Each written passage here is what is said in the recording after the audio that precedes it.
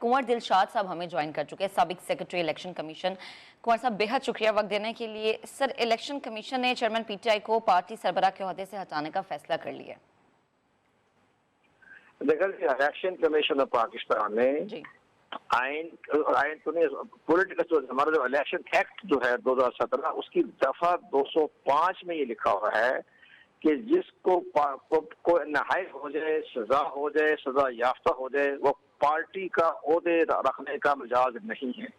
तो election commission of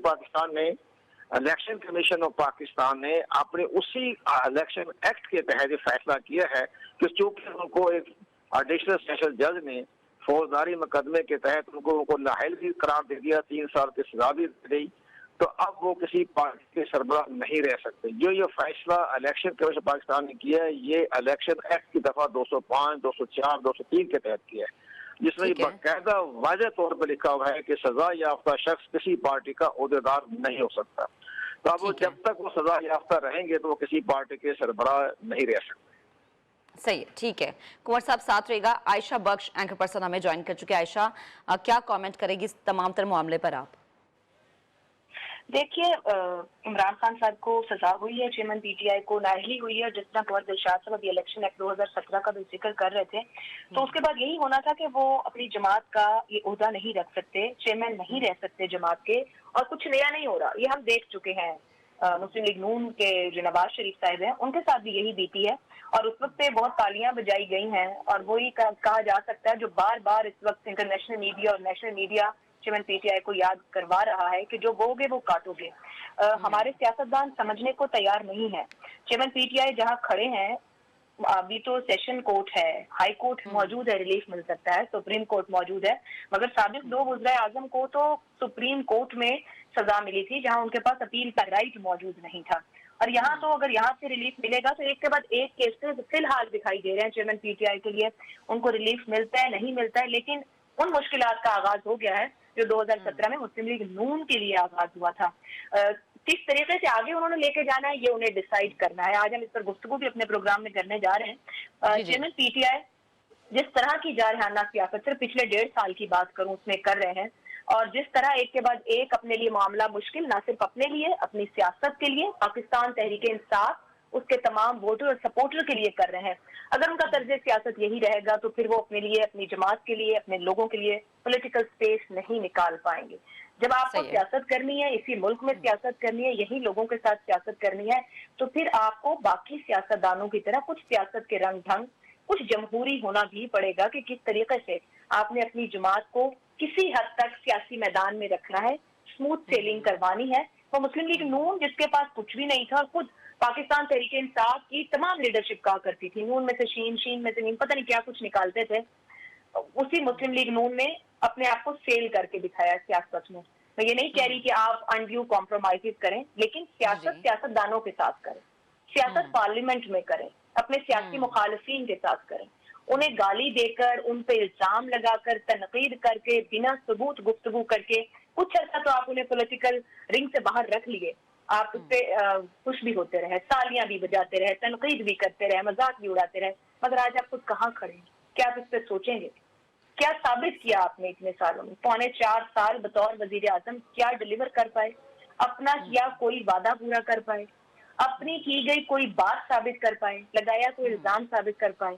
और आज जहाँ खड़े हैं वहां भी यू टर्न ले रहे। ऑपोजिशन में थे, जो कुछ कहा, being prime minister U turn लिए, बीइंग प्राइम मिनिस्टर जो कुछ कहते रहे, फिर उस पर यू टर्न लेते रहे कि गोल अचीव करने हैं किसी भी तरह से हो, ये तो रास्ता है, जाने का तरीका है। और आज जहाँ खड़े हैं, पिछले 1 साल के 9 मई के बाद दिए गए बयान पर नहीं खड़े हो पाए, तो अपने लिए जो मुश्किल कर रहे हैं इसमें उन्होंने सोचना है। कहीं बैठना, शायद ये उम्मीद की जा सकती है कि एक उन्हें तन्हाई है इस वक्त, जहां आसपास की गुफ्तगू, एक दूसरे पे हंसने का मौका, इल्जाम लगाना, किसी के लिए बुरा भला कहने का वो मार्जिन नहीं रह गया कि आप कहीं भी सोशल मीडिया पे डालिए और आपके पीछे सारी ट्रोल ब्रिगेड वो सब कुछ शुरू कर दे। ये टाइम मिला है, ये मार्जिन है उनके पास कि वो सोचें बैठ के कि उन्होंने अपनी सियासत किस रंग और किस ढब पर करनी है।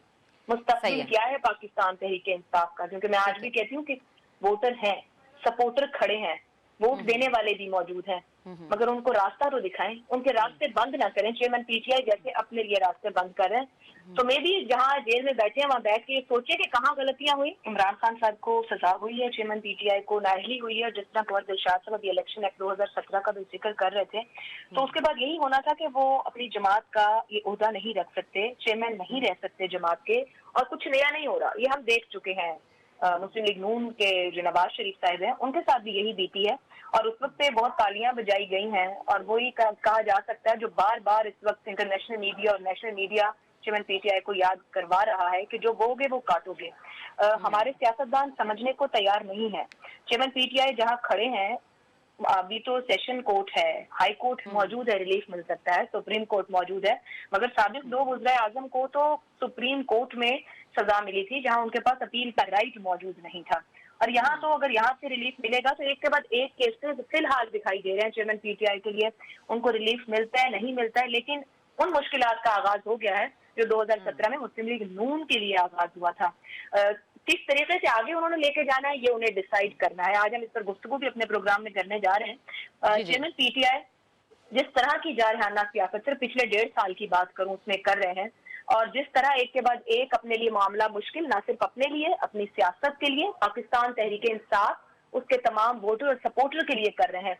अगर उनका तर्ज सियासत यही रहेगा तो फिर वो अपने लिए, अपनी जमात के लिए, अपने लोगों के लिए पॉलिटिकल स्पेस नहीं निकाल पाएंगे।